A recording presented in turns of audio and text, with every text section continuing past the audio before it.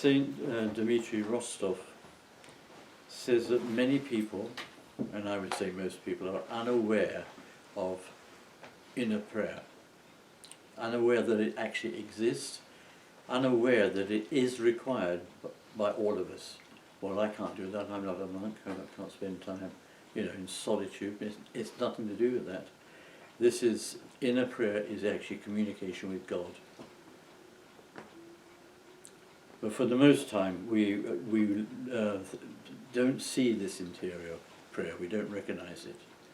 And because we don't understand that the fact it is inside us, it's already there waiting to be triggered, almost like a virus, but in a good sense. It's there, and if we don't address it, then it doesn't happen.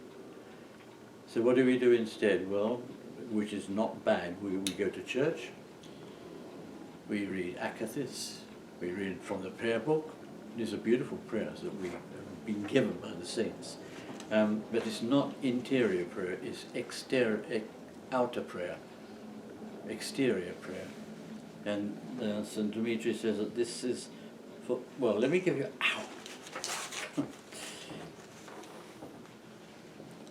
give you a quote. Many are unaware of the inner work required by the man who would hold God in remembrance. So if we want to remember God, we have to have inner prayer.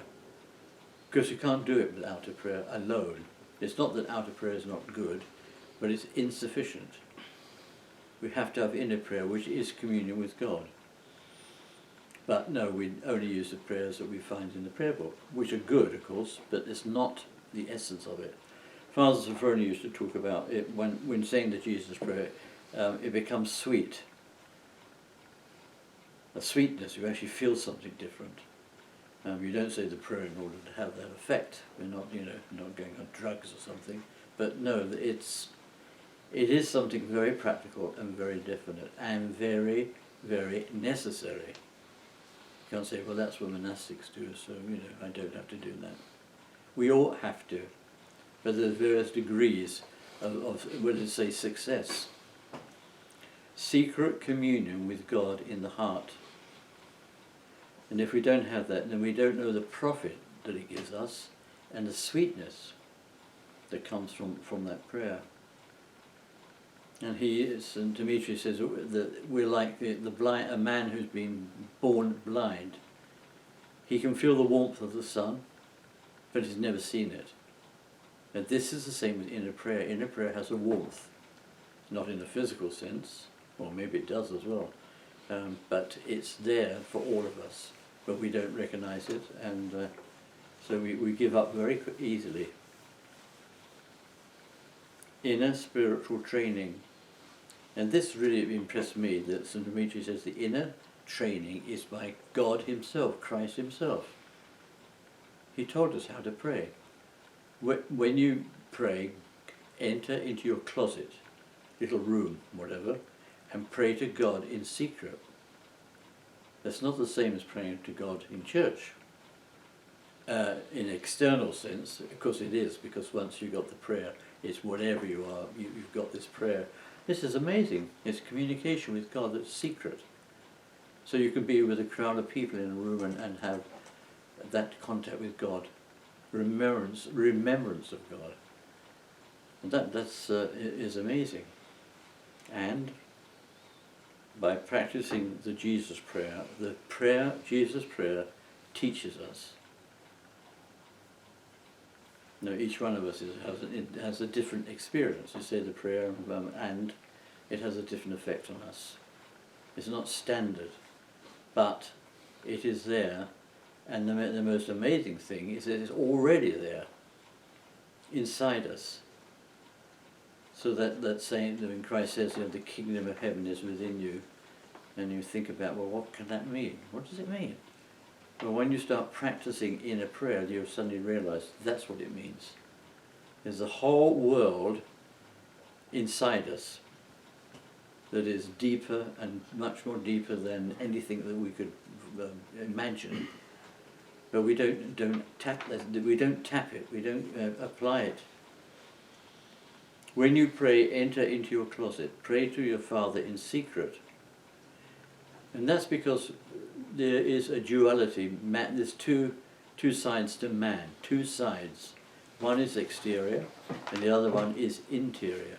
And the interior is the most important. Exterior is important. This is like saying our prayers, saying communion prayers at home. That's exterior prayer. Mileben tonight that we've just completed, that is exterior, outer prayer. It's not inner prayer. So why not? Because we don't practice it. But once you start to practice it, and it's not easy, then we have a different relationship with God. We have a different relationship with people around us. We have a different relationship with our work. There's a whole different aspect. And so instead of worrying about something, when you're working, things go wrong, which they do, because you have the prayer, you're praying, it resolves itself. In fact, we end up with a far more positive attitude to everything. St. Paul says the inner man is invisible. Well, it certainly is invisible for most of us. We don't see it. Invisible. And he says our outer man perishes, but the inner man is renewed. Well, we know this from suffering. We know this from illness. If we've been ill, very ill, then you know that God loves us, and that it's our body may be beaten up because of disease or whatever, stress, but the spirit is not. It's renewed. This is a strange thing. So there's certain things we have to believe, otherwise it's not going to work. The inner man comes to perfection through his mind, his thoughts. And I got a quote here from Psalm 43. The inner man and the heart are very deep. That's why we're not aware of it. It's so deep, but it's inside us. We cannot work it out intellectually. If you're trying to puzzle out what it means, don't. Just say the prayer. Lord Jesus Christ, Son of God, have mercy on me, a sinner. And say that prayer. And at first, of course, it's very mechanical. Almost very dry. But it's the practice of the prayer that gives the prayer. And suddenly the prayer itself takes off. This is what I've been told. So what about outward things? The inner man and the heart are very deep. Well, we know that because we're not even aware of it. And the training of the exterior man is reading books, because we're allowed to use our brains. This is a gift from God. And not only reading books, but of course prayer. The outer man is full of curiosity. That's what St. Dimitri says. And we know that. We want to know why. We want to know the answer to everything. At a certain age we think we know everything, and then when we're 20, suddenly 21 we realise we don't know anything really. And our parents are not as stupid as we thought they were.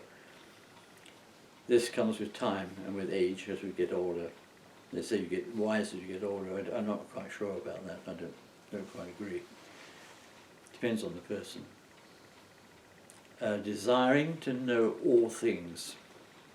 These are temptations. When we have the inner prayer, these things are not even considered, because you're thinking about the inner person, not curiosity, not having to know everything, not having to achieve everything.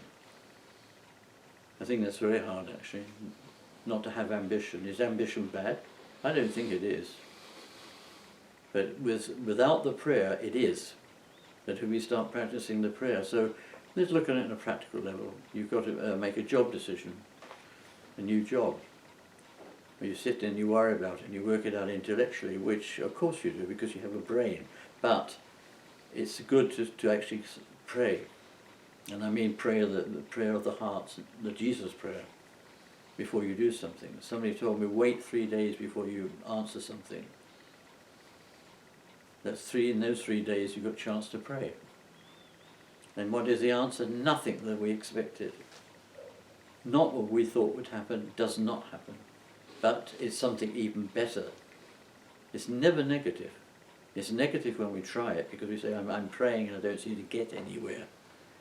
Well, you don't need to go anywhere. It's all there. So sometimes, because we are not aware of inner prayer, we follow the church rules, which is correct, but that's not the end. That's not what it's all about. So going to church, lighting a candle and kissing an icon is not inner prayer, but it could be. It could be. And then during the liturgy, when you're tired, maybe very tired, you're not well, and you can say the prayer. And in many situations, the Jesus prayer was used. Well, I'm talking about now St. Paisius. Okay, I'm jumping forward now in time. St. Paisius would say Vespers on his prayer rope. So the prayer rope is an amazing thing. It's your own church. Oh, I can't get to church. Yes, you can, spiritually. You can't physically. No, of course you can't. These situations arise, but we can say the prayer on the prayer rope, and we should be doing that in the service instead of being distracted.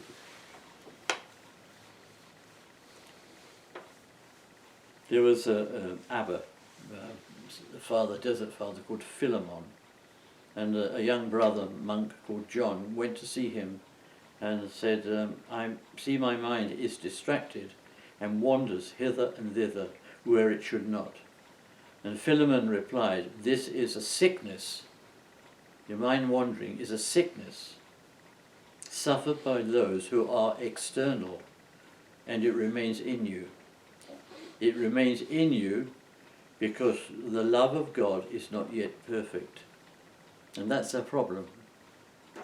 We don't love God. We do want to love God, but we don't, we're very weak on that side of things. So Philemon said it's a sickness.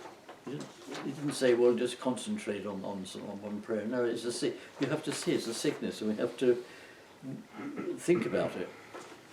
Our love for God is not complete. Up till now, and I'm quoting, the warmth and knowledge of God has not arisen in you. Now think about that. If you're curious, everything becomes external, and you're worried about this and you're worried about that, and I want to know why, and I want to know how God created the world. And things, some things are ridiculous, but we do get involved in it. That prevents us from actually seeing things. Our mind begins to wander everywhere. And we know from personal experience, we know that when we start to pray, we think about everything we ever thought about. Because and this is natural because it's concentration. We're concentrating, then you begin to remember things. But what St. Dimitri is saying, and Abba Philemon, he says, no, this is because of lack of love. It's got nothing to do with your intellectual training or your cognitive development or whatever you want to call it.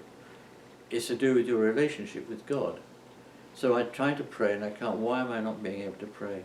Well, I'd say that my excuse is you have to practice it. Whatever it is, music's a good example. If you want to play the flute, you have to practice. It just doesn't happen. It's the same with prayer. You have to practice it. Well, I've tried saying the prayer, but it doesn't seem to work. Well, because you're not practicing it. You're trying to get and achieve something. Now, we can pray with interior prayer in any situation. And some situations obviously are better than others. Abba Philemon could talk to people and at the same time be praying. And he says whether you fall asleep, make sure you fall asleep saying the Jesus prayer. So don't just doze off. And whether you're eating, you should still be thinking of the prayer. And whether you're talking to people, you should be thinking of the prayer, have the prayer going. It's secret communication. Nobody else knows except those who do it, because then obviously I think there's a connection there. But that is why it is important. This is a sickness suffered by those who are external, curious about things, not accepting God's providence.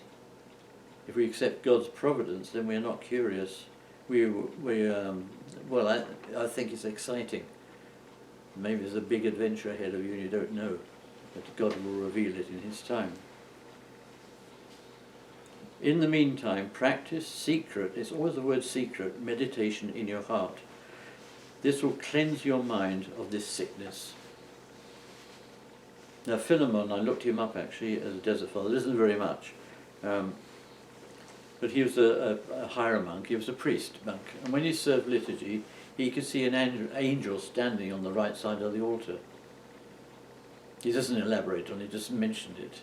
And then once when he was serving, he was ill, feeling ill. And I know what that's like, a personal experience of that. You know, going to drop or something. The angel came, took his arm and held him. So he didn't fall from fatigue or whatever it was that was affecting him. And in fact, it gave him energy that he didn't have before, ever had before. Communication with the angel.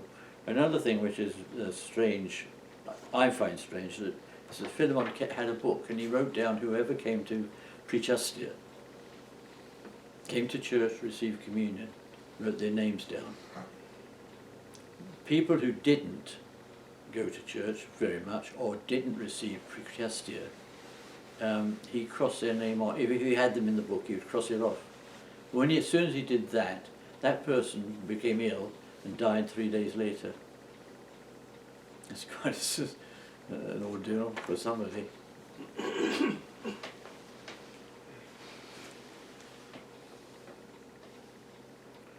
Preserve in your heart and mind. Repeat with fear and trembling the Jesus prayer. And I put down a note, it's like spiritual physiotherapy. I think if we think of it like that, we're not going to have some high ideas of how and where we're going to succeed or what we're going to do. And then because it doesn't work, because our expectation is wrong. We should not have expectations. I'm not talking about in a practical level with work. You have expectations, otherwise you wouldn't do anything. I'm talking about in the spiritual world. He says, up till now, the warmth and knowledge of God has not yet arisen in you. Arisen, when it says arisen in you, it doesn't mean something on outside. It means it's in you already. To me, that's amazing.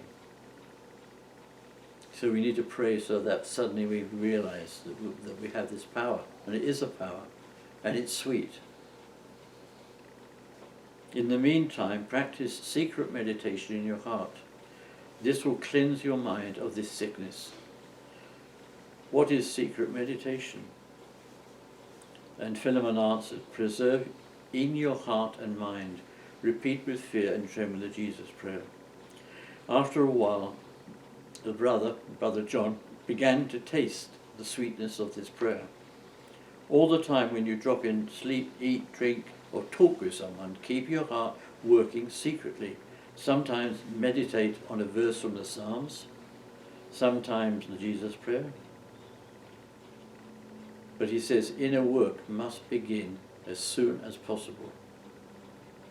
So let's not go to church and not practice saying the Jesus prayer. And remember, it's only practice. It's not prayer. Father Sophronius said prayer is a gift from God, but you have to practice it. Like being a musician or an artist, so you practice, and then suddenly you get inspiration, it comes. It's the same with prayer. You can't make it happen. It's not mechanical, though it is mechanical in the repeating of it, of course. This is extremely important to practice it.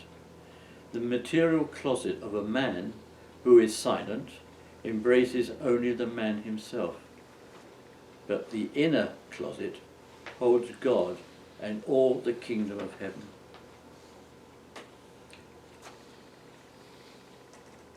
Thank you, Dimitri.